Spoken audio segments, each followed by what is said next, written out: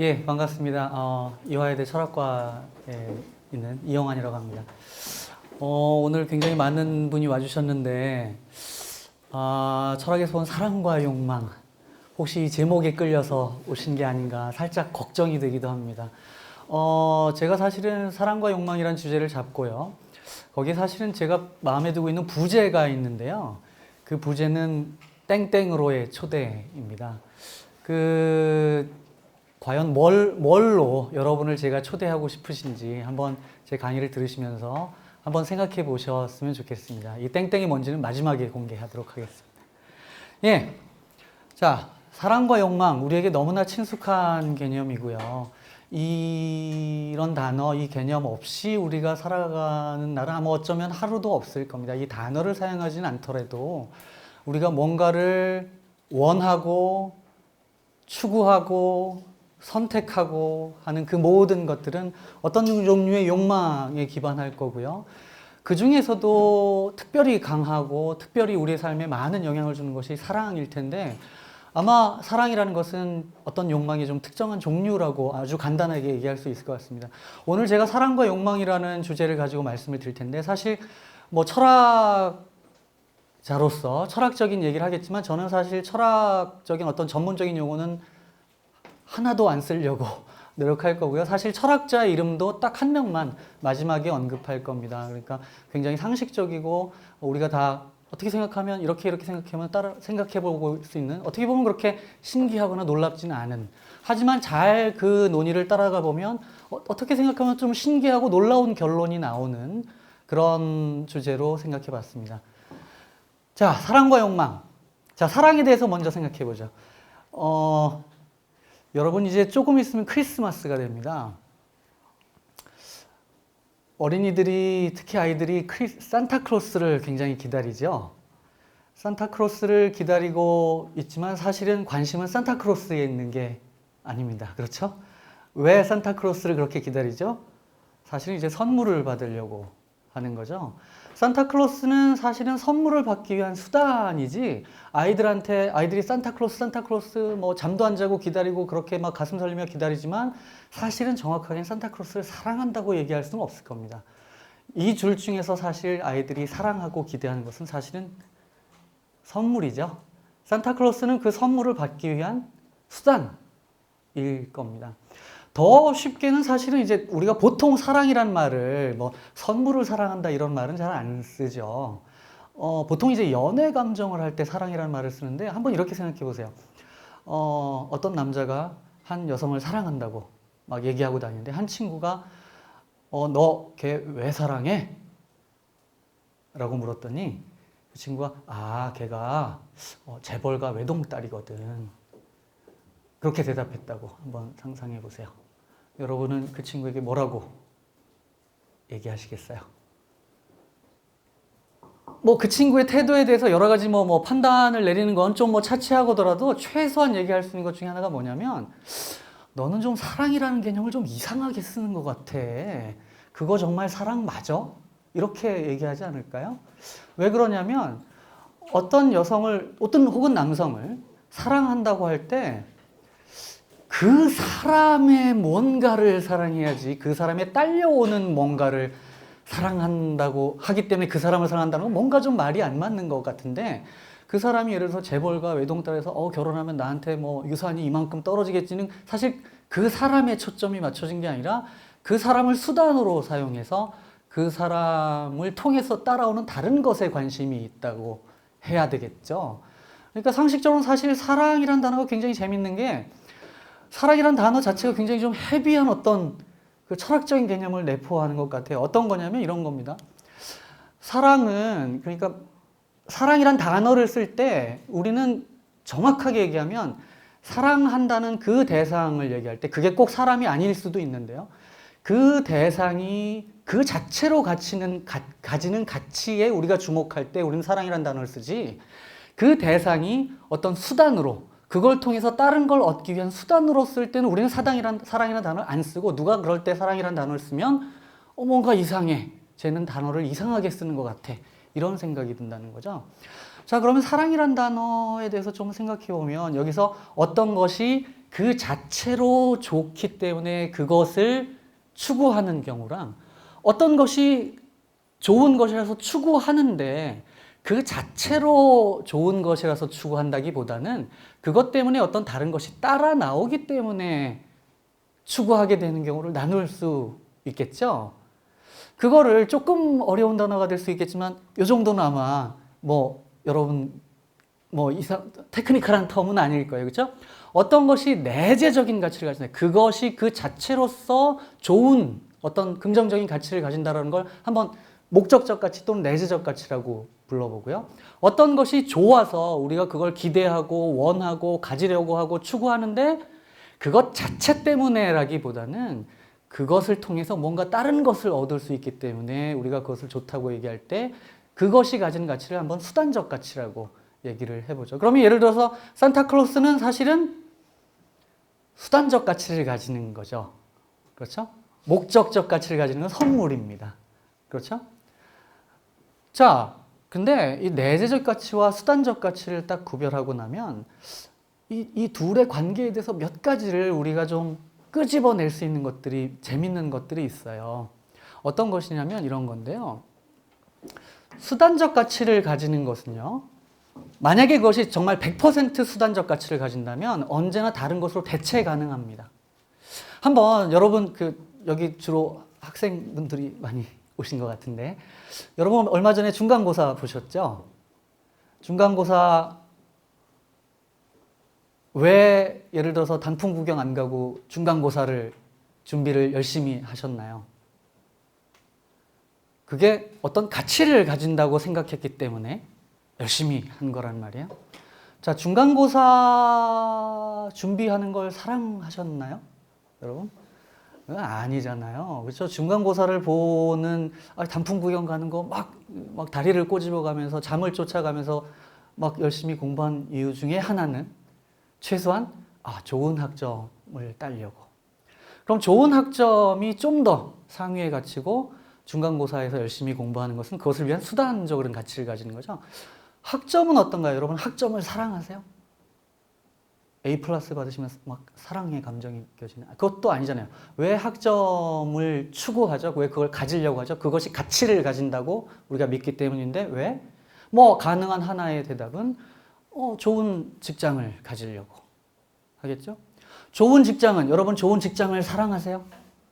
아닐 거예요. 좋은 직장도 또 뭔가의 다른 것의 수단이겠죠. 어떤 뭐 돈을 벌 수도 있고 가정을 꾸리는 것이 있고 뭐 세계 여행을 다니는 것이 있고 사람마다 뭐 여러 가지 대답이 나오겠지만 여기 있는 것들은 대부분의 보통 우리가 생각할 때는 이런 건 다른 것들을 위한 수단적인 가치를 가지는 거야 라고 보통 얘기할 거예요.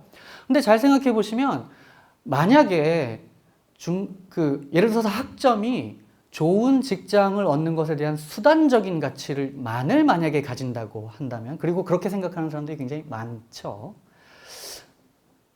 근데 사실은 그거는 사실 어떤 방식으로 언제든지 상황이 바뀌면 대체 가능한 거죠. 예를 들어서 내년부터 삼성을 비롯한 뭐 공무원 시험까지 자, 학점을 안 보고 다 봉사활동 점수로 선발을 한다.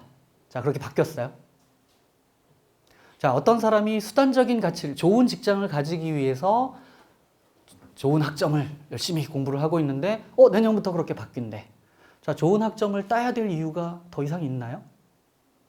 없죠? 좋은 직장이 목적이었고, 그것을 위한 만약에 수단적인 가치만 가진다면, 이제 내년부터 어떻게 해야 돼요? 학교는 다 때려치고 이제 봉사활동을 막 다녀서 이렇게 봉사활동 인증 점수를 막 따야. 물론 뭐 학교에서 봉사활동 인증 점수를 준다면 뭐 학교에서 그거 할 수도 있겠지만 아니라면 사실은 다른 가치를 가지게 되는 거죠.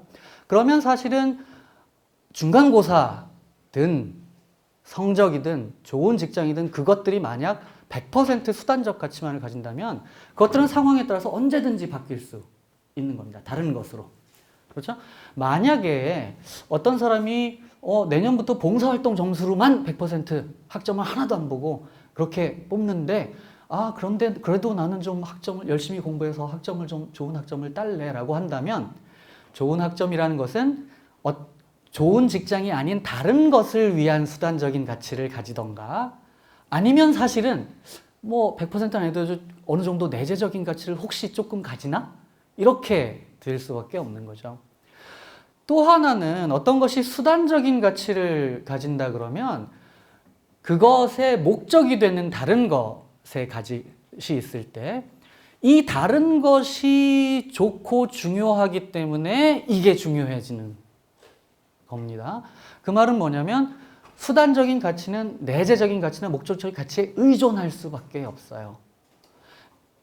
자, 좋은 학점, 좋은 직장, 그 다음에 좋은 직장을 가져야 안정적으로 돈을 벌 수 있지. 이렇게 되면 어느 순간 예를 들어서 나는 이제 돈을 벌 필요가 없어 라고 하는 경우를 한번 상상해 보세요. 어떤 경우가 그런 게 있을까요? 뭐 예를 들어서 얼마 전에 뭐 미국에서 엄청난 액수의 그 로또 그 복권이 있었다는데 복권을 당첨됐어요. 더 이상 평생 돈을 벌 필요가 없어요. 자, 그러면 돈을 벌어야겠다라는 것 때문에 돈이 중요하기 때문에 좋은 직장을 가져야 된다고 한다면 이제 나는 돈을 벌 필요가 없다 그러면 이제 좋은 직장을 가질 필요가 없는 거예요. 그렇죠? 그러면 좋은 직장이 가졌던 가치는 이제 없어집니다. 저한테는. 좋은 직장이 가지는 가치는 그것이 수단으로서 봉사하는 더 상위의 가치, 어떤 목적적 가치를 가지는 것의 가치에 의존하기 때문에. 그렇죠?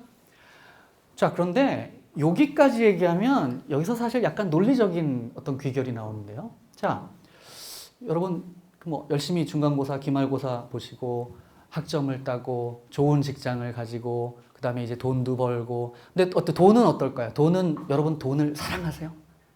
사실은 이제 돈을 사랑한다고 얘기할 만한 사람 많이 있습니다. 근데 사실은 돈을 사랑하기는 사실은 조금 어려워요.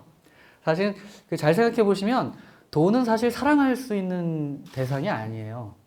우리가 돈을 사랑한다 뭐 이런 얘기 많이 하는데 돈이 굉장히 중요한다고 해서 꼭 사랑한다는 얘기는 아니거든요. 그러니까 무슨 얘기냐면 돈이 왜 우리 사회에서 그렇게 중요해요? 특히 자본주의 사회에서 교환 가치를 가지잖아요. 교환 가치. 왜 우리가 돈을 벌려고 해요? 수많은 다른 것으로 바꾸기 위해서 사랑하는 거잖아요. 여러분 뭐 남자든 여성이든 예를 들어서 여러분이 연애를 하면서 사랑한다 그럴 때 나 쟤 사랑하는데 나 쟤 기회만 되면 딴 뭐 바꿀 거야. 역시 사랑한다고 얘기하기가 좀 이상하겠죠? 여러분이 만약에 정말로 돈을 사랑한다면 그 사람은 돈을 쓰지 말아야 돼요. 돈을 사랑하니까. 집에 꼭꼭꼭꼭 감춰둬야 되는데 어때요? 그런 돈은 가치가 없는 돈이죠. 돈이 중요하고 우리가 가치 있다고 생각하는 이유는 그것을 딴 것과 바꾸기 위해서예요. 그러면 돈은 원칙적으로 사랑할 수는 없는 대상이죠. 굉장히 중요한데, 그렇죠? 그래서 우리는 경제 활동을 해야 되고, 우리의 삶의 많은 것들이 자본주의 경제 시스템에 의존하고 있고, 그것 자체가 뭐 폄하하려고 그러는 건 아니지만, 역시 돈은 사랑의 대상은 아니라고 해야 되겠죠? 자, 근데 역시 그럼 돈도 사랑의 대상이 아니라면 그건 목적적 가치를 가지는 것이 아니니까 수단적 가치를 가지고 뭔가 다른 것들, 돈을 통해서 뭔가 살려고 집, 여행, 뭐 행복한 가정 꾸리기 뭐 이런 것들을 위한 수단인 거예요. 자, 그러면 이렇게 계속해서 자, 이게 왜 가치 있지? 내 삶에서 뭔가를 위한 수단이니까. 자, 요건 또 왜 가치 있지? 또 뭔가를 위한 수단이니까. 이렇게 무한히 나갈 수 있을까요? 어떻게 생각하세요? 자, A는 B를 위한 수단이고 B는 C를 위한 수단이고 D는 E를 위한 수단이고 이렇게 무한히 끝없이 나갈 수 있을까요? 사실은 없을 거예요. 궁극적으로 뭔가 그 계열이 그 수단과 목적의 계열이 어딘가에서 끝나야 되고 그 어딘가에서 끝나는 그 아이템 그것은 결국 논리적으로 순수하게 목적적 가치, 내재적 가치를 가질 수밖에 없는 것이 뭔가 하나가 있지 않으면 다른 모든 것이 그냥 수단이 될 수는 없는 거죠. 어떤 수단 목적의 계열을 쭉 생각해보면 거기 뭔가 끝에는 궁극적으로 거기선 더 이상 이것이 다른 것을 위한 수단일 수 없는 순수하게 내재적인 가치를 가지는 것이 최소한 하나 있어야 된다라는 것이 거의 뭐 수학적인 공리처럼 나올 수가 있는 거죠. 자, 궁극적으로 좋은 것. 그러면 우리 삶에서 궁극적으로 좋은 게 뭘까요? 우리가 그것이 뭔지 잘 생각 안 할 수도 있고, 그게 뭔지 떠올릴 기회도 별로 없을지도 몰라도 우리의 삶의 모든 선택에서 기반이 되고 목적이 되는 어떤 것. 여러분이 하는 모든 선택 상황에서 결국에는 궁극적으로는 그것에서 끝나는 어떤 궁극적으로 내재적인 가치를 가지는 것. 뭐라고 생각하세요? 사실 이거 여러 가지로 생각해 볼 수 있을 텐데요. 이런 게 꼭 하나만 있어야 되냐? 뭐 이런 것부터 시작해서 사실 철학자들은 여러 가지 다양한 질문을 합니다. 뭐 하나만 있을 수 있냐? 여러 개가 있을 수 있냐? 아니면 혹시 이게 정말 끝없이 갈 수 있는 것도 아니야? 예를 들어서 순환하면 되잖아요. A는 B를 위한 수단이고 B는 A를 위한 수단이고 궁극적으로 뺑뺑뺑뺑뺑뺑 돌면 결국 하나에서 끝나지 않을 수도 있잖아. 뭐 이런 것도 가능해요. 그거에 대한 좀 이론적인 얘기는 얘기하지 않고 만약에 궁극적으로 그 계열이 끝나는 거라면 많은 사람들이 사실 이렇게 생각할 겁니다. 그런 식으로 우리의 모든 선택에서 궁극적인 것, 그것은 어떤 것을 다른 것을 위한 수단이 아니라 궁극적으로 내재적인 가치만을 가지는 것이 뭘까? 그러면 사실 우리가 이제 행복이라고 많은 사람들이 대답할 거예요. 자, 여러분 행복하기 원하시죠? 그렇죠? 왜 행복하기 원하시나요? 행복을 통해서 뭔가 다른 것을 얻기 위함이신가요? 그렇게 얘기하면 대답하기 어렵잖아요. 아니 그냥 난 행복하고 싶은 거지 그게 다른 것을 위한 수단이라고 얘기한 건 굉장히 이상해요. 그러니까 학점도 직장도 돈도 뭐도 다 최소한 100% 내재적인 가치는 아니고 최소한 어느 정도 수단적 가치, 그 중에 어느 건 100% 수단적 가치를 가진다고 얘기하더라도 행복은 사실 그걸 넘어서 행복이 수단이 되는 어떤 다른 것, 그 다른 것이 가치이기 때문에 행복이 같이 있어지는 그런 걸 찾기는 굉장히 어려울 거예요. 그러면 사실 이게 말하자면 궁극적으로 우리 삶의 어떤 선택과 행위의 기반이 되는 궁극적인 목적이 되는 것에 말하자면 하나의 그 가장 말 될 것 같은 어떤 그 옵션이 되겠죠. 오케이, 여기까지는 동의할 수 있어. 내 삶에서 내가 어떤 선택을 하든 선택은 사실 기본적으로 그게 좋다고 생각해서 하는 건데 물론 우리 때는 어떤 때는 나쁘지만 선택하는 경우도 있어요. 그렇죠? 차악을 선택한다 그럴 때. 하지만 그것도 최악보다는 더 좋으니까 선택하는 거죠. 내가 선택할 수 있는 옵션 2개 중에서는 그래도 그나마 나으니까 그런 의미에서 더 좋은 것을 선택한다고 할 때 역시 그 좋음의 계열의 끝에는 행복이 있다. 여기까지는 만약에 동의하신다고 한다면 근데 그럼에도 불구하고 사실은 정말 우리가 추구하는 행복이 과연 뭘까에 대한 대답은 사실 아직 안 한 겁니다. 그래서 사실은 행복이 뭘까라는 질문을 좀 해야 돼요. 사실 여러분 그런 질문 많이 하실 것 같아요. 과연 행복이 뭘까? 그렇죠? 행복이 과연 뭘까요? 자, 물론 우리가 행복이 과연 뭘까를 물어보는 건 이론적인 질문이 아니죠. 어떻게 하면 행복할 수 있을까? 내가 행복하는데 어떻게 도움을 받을 수 있을까? 라는 그 대답을 얻기 위해서 질문하는 거예요. 자, 그런데 사실은 우리가 어떻게 하면 행복할 수 있을까? 또 행복이 뭘까라는 질문을 할 때 행복을 위해서 필요 불가결한 수단하고 행복이 뭔가라는 질문은 좀 구별을 해야 될 것 같아요. 많은 사람들은 사실 행복이 뭘까를 찾을 때 사실은 행복이 뭐다라는 그 대답이 될 만한 걸 찾는 게 아니라 행복한 삶을 살기 위해서 요게 없으면 안 되는 거를 주로 많이 생각해요. 대표적인 게 이런 거죠. 돈, 명예 이런 걸 가져야 행복할 수 있지. 그렇죠? 사실 돈이 하나도 없는데 우리가 자본주의 사회에서 살면서 행복할 수 있겠어요? 그러니까 돈은 틀림없이 이제 필요 조건이죠. 행복하려면 최소한 어느 정도, 그게 어느 정도가 될지는 사람마다 다르고 사회마다 좀 다르겠지만 어느 정도의 돈, 특히 서울, 대한민국에 사는 어디 아프리카나 서남아시아, 동남아시아 쪽이 아니라 이런 자본주의 사회에 에서 사는 사람이라면 어느 정도의 돈은 이제 필요 불가결을 하지만 그렇다고 해서 돈이 행복은 아니잖아요. 그거는 뭐 너무 쉬운 얘기고요. 명예도 마찬가지입니다. 그러면 이제 행복이 무언가, 행복을 성취하기 위한 필수 조건이 아니고 행복이 뭔가를 물어본다면 사실 굉장히 상식적인 대답은 이걸 거예요. 행복이 뭐야? 행복이라는 거, 뭐 이게 정말 그 학문적으로 acceptable, 그 받아들일 만한 대답이 될지 모르죠. 행복이라는 게 뭐냐면 행복은 행복한 느낌이야. 즐거운 느낌이야. 뭐 쾌락이라는 말 쓰면 좀 약간 부정적인 어감이 있지만 그런 부정적인 어감 없애고 그냥 중립적으로 쓴다면 그냥 즐거운 거, 기분 좋은 거, 이게 행복이야 라는 게 사실 행복이란 단어를 쓰는 우리 한국인들이 할 만한 얘기고요. 사실 이건 뭐 한국인들만 아니라 사실은 이제 여러 나라 언어에서도 사실 공통적으로 할 만한 얘기입니다. 자, 그런데 그 행복이 뭔지에 대해서는 사실 여러 가지 얘기를 할 수 있지만 그런 얘기 다 빼고 행복이 과연 정말 그런 식의 우리가 주관적으로 느끼는 감정일까? 느낌일까? 이것만 한번 생각을 해보죠. 자, 행복은 주관적, 이게 주관적이라는 말은 조금 어려운 단어일 수도 있죠. 하지만 주관적이라는 단어는 뭐 사실 그 특별히 어려운 건 아니에요. 주관적이라는 말이 무슨 뜻이에요? 어떤 것이 주관적이다. 물론 당연히 이제 객관적이다라는 말에 이제 대비를 하는 건데 주관적이다는 말은 무슨 뜻이냐면 예를 들어서 내가 뭐 거짓말을 하는 게 아니고 그냥 솔직하게 진짜로 나는 참 행복하게 느끼면 그 사람은 행복한 거예요. 행복이 주관적인 감정이라면.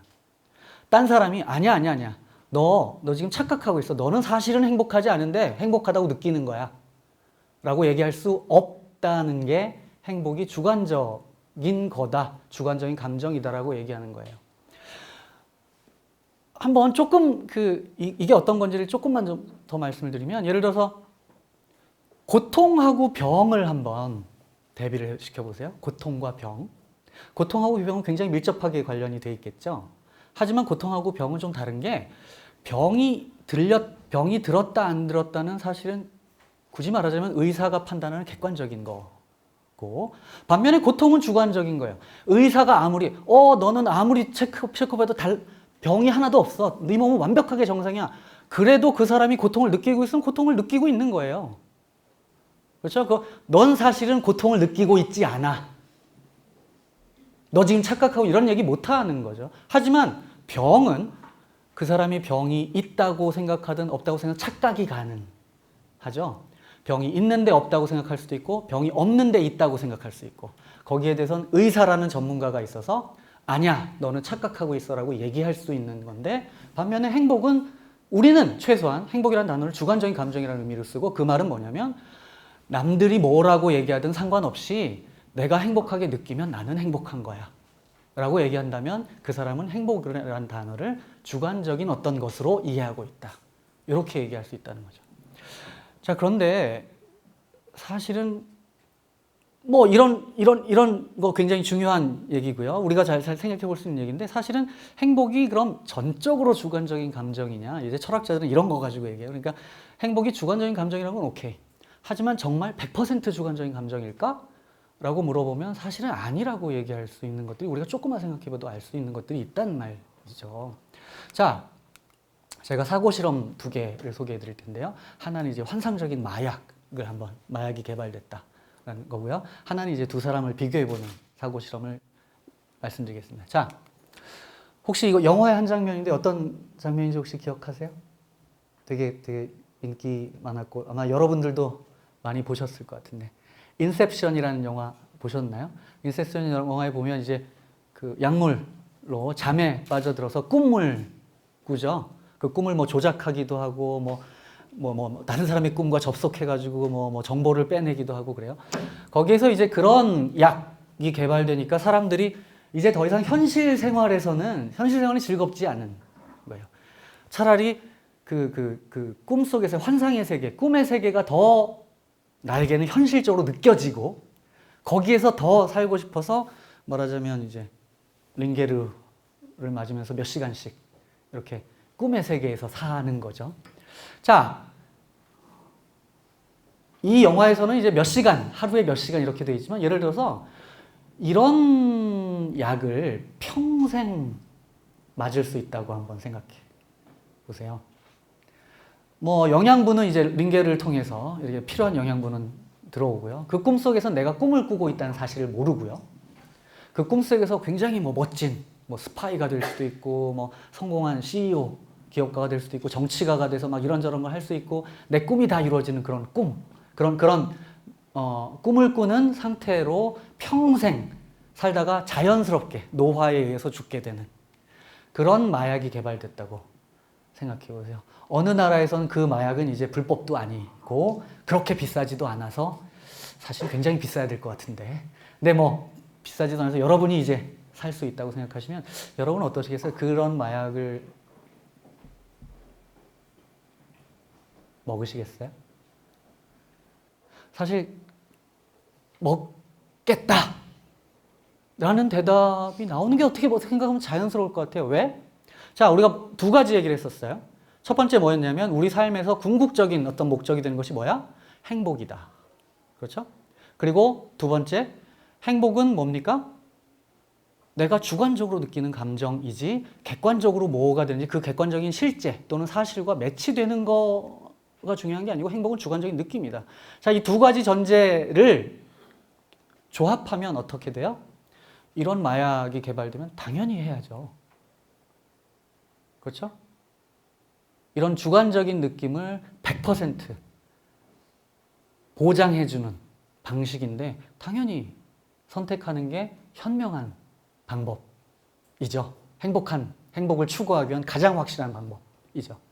근데 사실은 자, 이런 사고 실험을 했을 때 사실 꽤 많은 사람들이 나는 그거는 좀 아닌 것 같은데 라는 얘기를 한단 말이에요. 그 말은 뭐냐면 나는 그 마약을 하겠어라는 결론에 이끄는 두 가지 전제 중에 하나는 그 사람들이 안 받아들이고 있다는 겁니다. 아마도 만약에 행복이 우리가 궁극적으로 추구하는 그것이라면 그 행복은 최소한 100% 주관적인 건 아니고 예를 들어서 나는 내 삶에서 때로는 구르고 베이고 찢기고 실패하더라도 내가 진짜로 노력해서 이 삶에서 CEO가 되고 이 삶에서 정치가가 되고 이 삶에서 아름다운 연애, 결혼도 하고 그걸 원하는 거지. 이런 말하자면 가짜, 환상 그걸 내가 원하는 건 아니야 라는 것이겠죠. 그렇다면 우리가 추구하는 행복이라는 건 사실은 100% 주관적인 느낌이 아니고 물론 당연한 주관적인 행복감 중요한데 그 행복감이 어디로부터 와야 되냐면 실제로부터. 내가 실제로 이 삶에서 부딪히면서 고민하면서 때론 넘어지면서 역경을 이겨내고 그렇게 해서 내가 진짜로 성취해서 나오는 행복감을 추구하는 거지 어떤 조작된 행복감을 추구하는 건 아니라고 얘기를 해야 되겠죠. 한 가지만 더. 제가 이제 두 사람을 비교해 드릴 겁니다. 자, 이 사람은 미스터 A. 자, 한번 봅시다. 자, 이 사람은 도널드 트럼프 플러스 빌 게이츠예요. 이게 사실 좀 안 맞는데 왜 그러냐면 이제 도널드 트럼프는 그냥 가장 권력이 있는 사람뿐만 아니라 사실 돈도 많은 사람이라서 빌 게이츠가 약간 좀 무색하죠.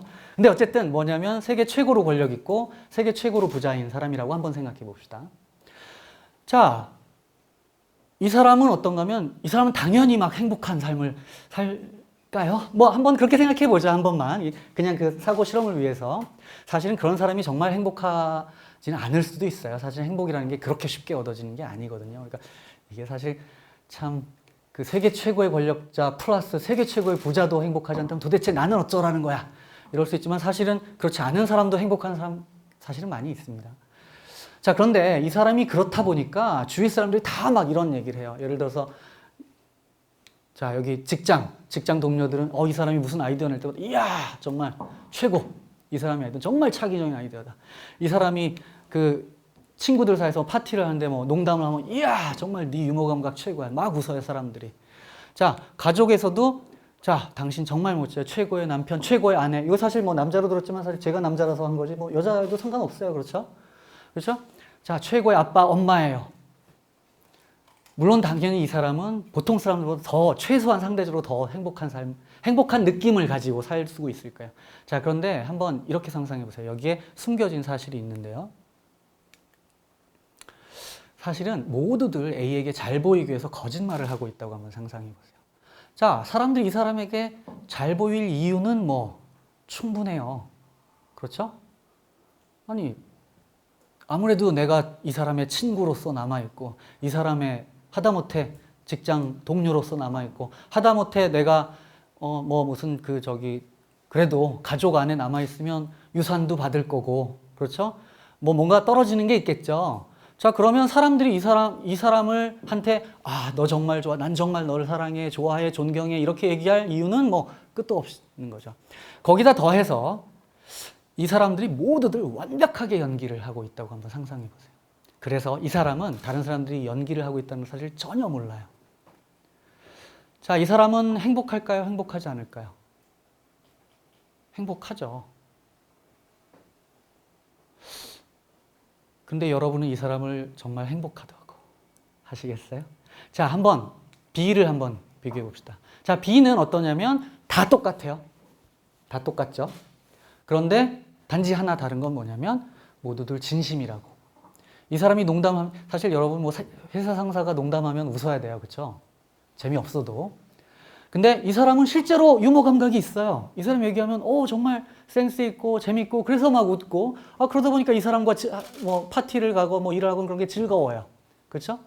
뭐 직장 동료도 당연히 이 사람 재밌고 새로운 인사이트를 주고 뭐 그러니까 일하는 게 즐겁다고 생각하고 이 사람이 정말 다른 사람을 배려하고 도와주고 정말 진심으로 사랑해주고 그렇기 때문에 가족들도 정말 좋은 아빠, 엄마야, 뭐 남편이야, 아내야 라고 한번 생각해 보세요. 자, 이 사람 당연히 행복하겠죠? 자, 그런데 포인트는 이거예요. 자, 누가 더 행복하다고 생각하느냐? 만약에 행복이 주관적인 느낌, 감정이라면 사실은 이 질문에 대해서 여러분은 뭐라고 대답하셔야 돼요? 누가 더 행복하지 않아. 둘 다 똑같이 행복하지 라고 대답하셔야 돼요. 그렇게 대답할 수도 있어요, 사실은. 그 말은 뭐냐면 그 사람은 행복이란 단어를 주관적인 감정의 의미로 쓰고 있다는 거예요. 그런데 재밌는 건 뭐냐면 여기에 질문 하나를 조금만 바꿔볼게요. 자, 누가 더 행복하다고 생각하시나요? 마음속으로 한번 생각해 보세요. 나는 A, B 둘 다 똑같이 행복한 것 같은데. 오케이, 좋습니다. 자, 그런데 질문을 조금 바꿔볼게요. 여러분은 A의 삶을 살길 원하세요? B의 삶을 살기를 원하세요? A의 삶하고 B의 삶을 사는데 여러분에게 선택권이 있다면 나는 A의 삶을 살아도 상관없나요? 질문을 이렇게만 조금만 바꿔보면 사실은 A, B 둘 다 똑같이 행복하지라고 하더라도 아니야, 나는 선택권이 있다면 난 B의 삶을 살고 싶어. 자, A의 삶, B의 삶 어때요? 정말 나도 저렇게 살고 싶어 그런 삶인가요? 한번 생각해 보세요. 저는 B가 그런 삶이라는 건 저는 추호의 의심도 없어요. A의 삶은 여러분 A의 삶을 살고 싶으세요? 모든 사람들이 나에게 거짓말을 하고 있는 삶, 나를 수단으로 여기고, 그렇죠? 왜? 돈 많고 권력이 있으니까. 심지어 나의 사랑하는 가족, 사랑한다고 생각하는 가족조차도 나를 수단으로 여기는 사람의 삶이 우리도 그렇게 살고 싶은 그런 삶일까요? 게다가 너무 완벽해서 끝까지 완벽하게 죽을 때까지 속는 그런 삶. 물론 그렇게 속으면 어떻게 돼요? 완벽하게 행복해요. 주관적으로는. 그 사실을 모르니까. 그런 삶이 우리가 추구할 만한 삶, 우리가 살고 싶은 삶일까요? 사실은 어떤 사람들은 저 사람은 주관적으로는 행복할지 몰라도 정말 비참한 삶이야. 난 솔직히 얘기하면 저 사람처럼 사느니 차라리 나의 현실의 삶이 차라리 나아. 저 사람만큼 권력은 없고 저 사람만큼 돈이 없어서 실패도 하고 깨지고 앞으로도 그럴지 몰라도 그래도 내 주위에는 내가 가진 게 없기 때문에 진심으로 어떤 사람이 나를 사랑한다고 하면 진심으로 나를 사랑하는 그런 사람들이 있잖아 라고 생각한다면 그러면 사실은 그 행복이 우리가 추구하는 어떤 궁극적으로는 좋음으로서의 행복이 단순하게 주관적인 느낌만은 아니다 라는 얘기를 할 수 있는 거죠. 자, 지금 이제 주로 이제 사랑 욕망으로부터 시작해서 주로 행복에 대한 얘기를 했었는데 한번 다시 사랑으로 좀 돌아가 봅시다. 사랑으로 돌아갔지만 이제 근본적인 질문, 계속해서 우리가 생각해 보기를 원하는 질문은 어떻게 행복할 수 있을까예요. 사실 여러분 그 최근에는 어떻게 행복할 수 있을까에 대해서 그 경험과학적인 연구들을 많이 합니다. 여러분 뭐 신문 기사 같은 걸 통해서도 많이 보셨을 거고요. 아마 여기 대학에서는 뭐 심리학이나 뭐 그런 쪽에서 많은 책들 소개받고 읽어보신 분들 많이 있어요. 소위 긍정심리학, 행복심리학이라고 하는 분야들이 있고요. 최근에는 뭐 GNP 뭐 이런 걸 GNP, GDP를 통해서 뭐 나라들을 비교하는 게 아니고 행복지수를 따지죠. 그러니까 뭐 부유하지만 사실은 불행한 나라도 있고, 사실은 굉장히 가난하고 뭐 밖에서 보기에는 객관적으로 어려울 것 같은데 사실 굉장히 사람들이 행복하고 뭐 그런 사람들이 있단 말이에요. 뭐 얼마 전에는 뭐 부탄이 행복 지수가 1위다. 그래서 막 사람들이 막 뜨악 했었던 적이 있었고, 뭐 최근에는 핀란드가 1위다. 뭐 핀란드가 1위라는 건 뭐 그렇게 뭐 놀랍진 않지만 우리나라는 안타깝게도 굉장히 뭐 GNP, GDP는 굉장히 많이 성장했지만 보통 이제 전체 한 뭐 160개국에서 대충 3분의 1 정도, 5, 60개국 정도, 절반보다는 높지만 사실은 많은 사람들이 행복하다고 놓지 못해서 자살률도 높고 사회에 대한 불만과 어떤 그 자기의 존중감을 못 받는 그런 사회라고 생각해서 우리는 이제 한국을 때때로 이제 헬조선이라고 부르기까지 하죠. 자, 그런데 사실 어떻게 행복할 수 있을까? 여러분이 그런 긍정심리학, 사실 긍정심리학 책들 혹시 보시면 사실 실제로 도움이 되는 여러 가지 팁들이 있습니다. 뭐 그중에는 뭐 너무 당연해 보이는 것도 있고 어떤 건 약간 웃기는 것도 있고 그래요. 예를 들어서 정기적으로 운동을 좀 해야 된다. 그래야 행복지수가 올라간다. 뭐 이거 뭐 맞는 말 같고요. 또 약간 좀 웃긴 거는 뭐냐면 웃을 일이 없어서 일부러 박장대소를 하고 몇 분간 웃어라. 뭐 이런 것도 있어요. 여러분 가끔가다 요새는 그렇게 많지 않은 것 같은데 그 공원 같은 데 가시면 이렇게 몇 명이서 그룹으로 모여가지고 막 박수를 치면서 와하하하하 막 이런 그분들이 이제 그런 거예요. 그러니까 실제로 막 웃음이 속에서 우러나오진 않아도 그 일부러라도 막 그냥 와하하 웃으면 실제로 좀 행복지수가 올라간다고. 실제로 올라간대요. 그러니까 만약 여러분 행복해지시길 원하시면 운동하시고 와하하 한번 웃어보셔도 좋을 것 같아요. 근데 모든 그런 행복에 대한 연구가 공통적으로 지적하는 것 중에 하나가 뭐냐면 좋은 끈끈한 숫자는 많지 않아도 의미 있는 친구 관계가 있어야 행복해진다라는 거예요. 저는 뭐 이것도 놀랍지 않아요. 뭐 당연한 걸 거예요. 근데 여기에 한 가지 좀 조금만 생각해 보시면 이게 약간 파라독시칼한 게 있어요. 자, 너무 행복해지고 싶어요. 긍정심리학 책을 봤더니 친구를 사귀래. 그래, 친구를 사귀어야겠어. 자, 그래서 친구를 사귀기 시작한다면 행복을 얻기 위한 수단으로 만약에 친구를 사귄다면 그 관계를 정말 친구라고 할 수 있을까요? 제가 사랑이라고 얘기하면서 어떤 수단하고는 뭔가 좀 안 맞는 거라고 했지만 사실 이거 뭐 연예인 관계 아니어도 상관없어요. 친구가, 우정에도 마찬가지예요. 그렇죠? 물론 친구 관계는 여러 가지 친구가 있습니다. 그러니까 비즈니스 파트너도 우리는 그냥 넓게 친구라 그러기도 해요. 그렇죠? 나 오늘 친구 만나서 그렇지만 사실 알고 보면 은퇴하고 나면 이제 연락할 일 없는. 그렇죠? 대기업에서 잘리고 나면 이제 연락 안 오는. 뭐 그런 관계는 사실 우리가 친구라고 어떤 때는 부를 수도 있지만 사실 진짜 친구는 아니야. 이렇게 얘기할 수 있겠죠. 뭐 그런 것처럼 어떤 그 사람이 가지는 가치가 수단으로서의 가치가 아니라 그래도 뭔가 그 사람이 가지고 있는 것, 그 사람이 가지고 있는 어떤 내재적인 가치가 있다고 생각하고 그걸 이제 뭐 appreciate하고 뭐 서로 인식해주고 서로 독려해주고 그런 관계가 우리가 진짜 친구겠죠. 그런 친구가 뭐 몇 명이나 있는지 뭐 그런 건 뭐 차치하고더라도 친구의 개념은 사실 그렇습니다. 자, 그러면 사실은 도대체 친구를 사귀어야 행복해진다고 해서 행복해지기 위한 수단으로 친구를 사귀면 친구가 아니고, 그리고 사실은 그렇게 친구를 사귀면 정말로 행복해질까요?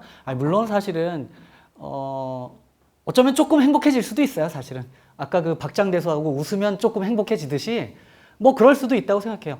하지만 만약에 우리의 친구 관계가 우리의 행복도를 정말 많이 영향을 주는 친구 관계라면 그런 종류의 친구 관계는 최소한 아닐 거예요. 그러니까 맨 처음엔 혹시 그렇게 시작했더라도 나중에는 점점 더 그렇지 않은 관계로 전이가 돼야 정말 친구 관계고, 그래야 정말 행복도가 실제로 올라가겠죠.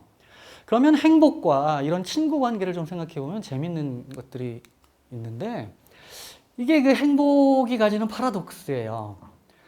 사실 내가 나의 행복에만 초점이 맞춰져 있으면 나는 행복을 찾을 수 없어요. 나는 정말 행복하고 싶어. 나는 지금 굉장히 좀 불행한데 난 좀 행복하고 싶어.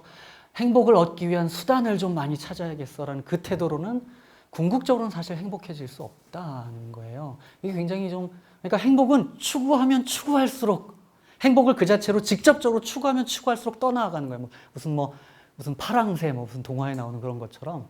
이게 말하자면 행복이 가지는 파라독스입니다. 자, 여러분이 행복했던 그 경험, 기억들, 지금 뭐 중간고사, 조금 있으면 기말고사 오고 막 스트레스가 굉장히 많으시겠지만 아마 여러분이 이 몇 주간의 삶에서 행복한 순간이 하나도 없었다지는 않았을 거예요. 틀림없이. 그렇죠?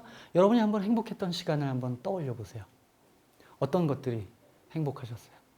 이런 것들일 거예요. 시험 공부하다가 잠깐 점심 먹으면서 뭐 차 마시면서 친구랑 좀 잠깐 시험 잠깐 좀 덜어내고 수다를 막 떨었어. 또는 내가 좋아하는 음악 이어폰에 꽂고 뭐 통학하는데 들었어. 드라마일 수도 있고요. 문학 작품일 수도 있고요. 요새 단풍 이화 교정이 굉장히 아름답죠. 비가 와서 이제 많이 떨어질 텐데, 자, 산책하는 것들. 그 순간들이 여러분에게 행복을 주는 경우들이 많이 있지 않나요? 그런데 재밌는 건 뭐냐면 사실은 여러분이 이 모든 것들이 내가 좋아하는 음악, 내가 좋아하는 드라마, 그리고 나랑 같이 수다 떨어주는 그 친구가 가지는 수단적인 가치가 아닌 내재적인 가치에 주목할 수 없다면 사실은 여러분한테는 이런 경험들이 전혀 별로 행복한 게 아니었을 거예요. 사실 이 순간들이 어떻게 되냐면 친구, 음악, 그리고 산책을 보면서 이 교정의 아름다움에 대해서 그것이 가지는 내재적인 가치를 인식하고 거기에 몰입하고 집중할 수 없다면 이 경험들이 사실은 행복할 수 없었을 거라는 거예요. 자, 시험 공부하고 너무 스트레스 받아. 자, 친구와의 수다를 떨면은 그 행복도가 올라가. 긍정심리학 책을 보니까. 자, 이 친구는 행복도를 1시간당 1로 올려줄 친구고, 이 친구는 2.5 올려줄 친구니까, 오케이, 나는 2.5. 그 친구와의 수다가 즐거울까요? 그리고 사실 그 친구도 만약에 여러분이 그런 태도를 가지면 사실은 우리는 알아채요. 그렇죠? 그 친구도 사실 여러분과의 수다가 즐거울 수 없어요. 그 친구가, 나는 이 친구가 너무 좋아. 이 음악이 너무 좋아. 이 그림이 너무 예뻐. 이것이 나에게 주는 행복으로서의 수단을 계산하지 않고 이것 자체에 몰입할 수 있어야 사실은 우리는 행복해질 수 있다는 거죠. 행복을 잊어버리고. 자, 여기 유용성과 아름다움에 뭘 좀 대표시킬 수 있을 텐데요. 사실은 우리의 삶에서 우리가 얼마나 아름다운 것들을 접하고 그 아름다운 것들을 사실은 아름다운데 아름다운 것으로 인식 못하고 살면 사실은 우리는 행복할 수 없고요. 실제로는 아름다운 것들이 우리 주위에 많이 있는데 그 아름다운 것들을 아름다운 것이라고 인식하고 그것 자체의 가치를 추구할 수 있는 어떤 눈을 개발하는 것도 굉장히 중요한 겁니다. 여기서 한 가지만 뭐 친구와의 수다, 음악, 드라마, 산책 이런 것들이 참 행복한 경험이다라는 것들은 아마 여러분이 다 동의하실 텐데 여기서 제가 좀 여러분은 다 동의하시지 않으실 걸 하나만 좀 덧붙일게요. 자, 뭐가 우리에게 행복을 줄 수 있는 거냐면 배움이 그렇습니다. 동의하시나요? 배우는 게 즐겁다라고 생각해 보신 적 있나요? 사실은 근데 저는 이건 사실은 여러분의 책임이 아니고 우리나라 교육 시스템의 책임인데요. 배움은 사실은 원칙적으로 즐거울 수 있고 즐거워야 되는 거라고 저는 생각합니다. 우리나라 교육 시스템 특히 초중고, 특히 중학교, 고등학교겠죠. 우리가 던지지 않은 질문, 우리가 질문을 던질 때까지 기다려주지 않아요. 뭐가 궁금해질 때까지 기다려주지 않아요.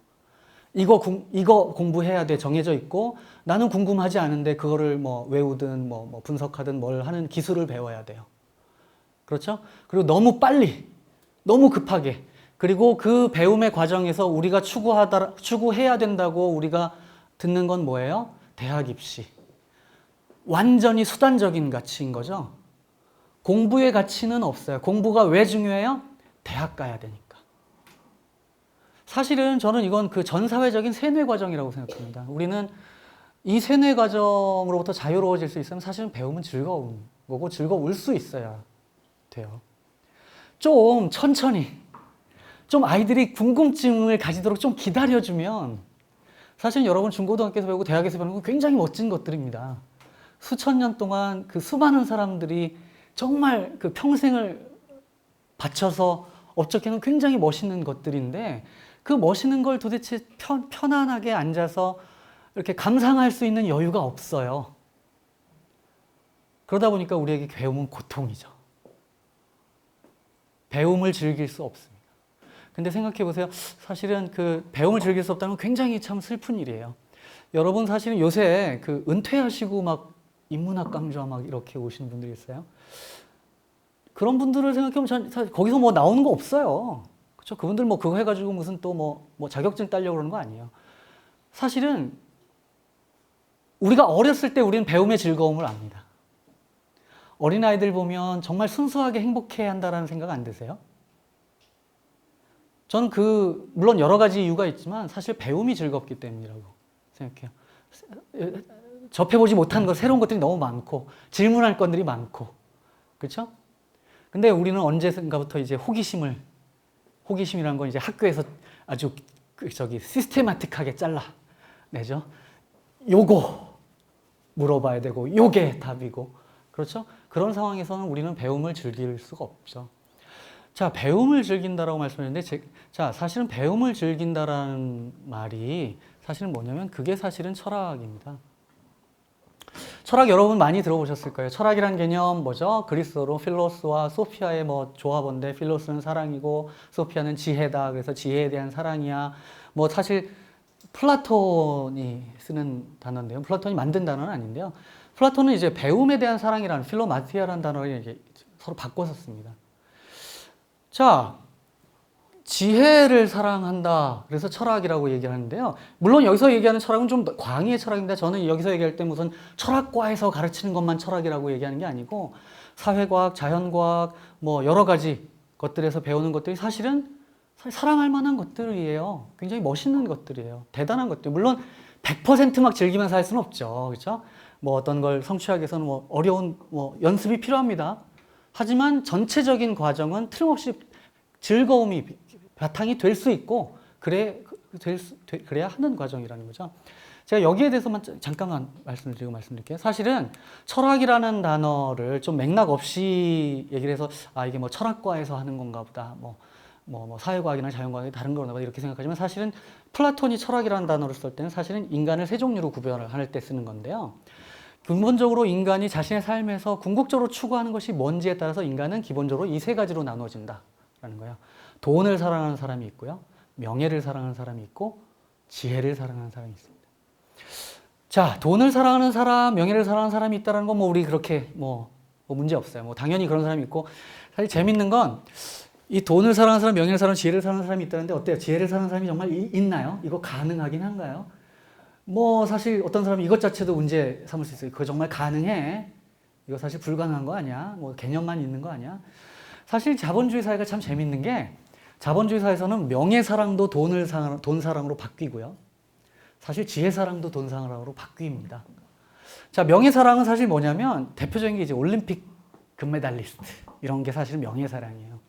근데 옛날에 아테네에서 명예사랑한다는 건 뭐냐면 올림픽 우승하면 뭐 줬냐면 월계관 하나 주고 막 사람들이 박수 쳐주고 연회 한 번 베풀어주면 그걸로 끝이었어요. 지금은 어때요? 대기업이 스폰서로 붙고요. 광고 나오고요. 그렇죠? 연금 나오죠. 그렇죠? 명예에 대한 사랑도 사실 이제 돈을 사랑하고 이렇게 사실 정말 명예를 사랑하는 거 맞아? 사실은 돈 아니야? 그럴 수 있어요, 사실. 지혜를 사랑하는 것도 마찬가지예요. 우리가 지식을 왜 추구하죠? 많은 경우 우리가 대학에 왜 오냐? 직장을 잡기, 돈을 벌기 위해서고요. 과학을 왜 공부해? 과학이 아니라 어떤 때는 사실 기술을 배우는 거죠. 그 뭔가 하나 대박을 터뜨려서 그 지적재산권, 뭐 페이턴트를 하나 따면 이제 평생, 그렇죠? 지식이 돈으로 환산되는 사회입니다. 그러니까 사실은 이렇게 세 가지로 구별을 했지만 이제 자본주의 사실은 점점점 사실은 이제 이걸로 어떻게 생각하면 전 모든 사람을 이쪽으로 몰아가는 사회에 우리는 살고 있는 거죠. 하지만 그럼에도 불구하고 사실 아까 말씀드린 것처럼 사실 돈은 궁극적으로 사랑할 수 있는 게 사실 원칙적으로 아니고요. 그러면 사실 우리 삶에서 정말 뭘 추구해야 될까를 생각해 볼 수 있습니다. 여기서 한 가지만 더 말씀드릴게요. 사실 돈하고 명예는 경쟁적인 재화입니다. 경쟁적인 재화라는 뜻으로서 제가 뭘 말씀드리는 거냐면 내가 돈을 많이 가지면 딴 사람은 돈을 적게 가져야 돈이 가치를 가져요. 그거는 이제 명예도 마찬가지인데요. 자, 올림픽 경기를 하는데 자, 참가하는 사람 전부 다 금메달 줘. 자, 그럼 올림픽 경기가 의미가 있나요? 없어요.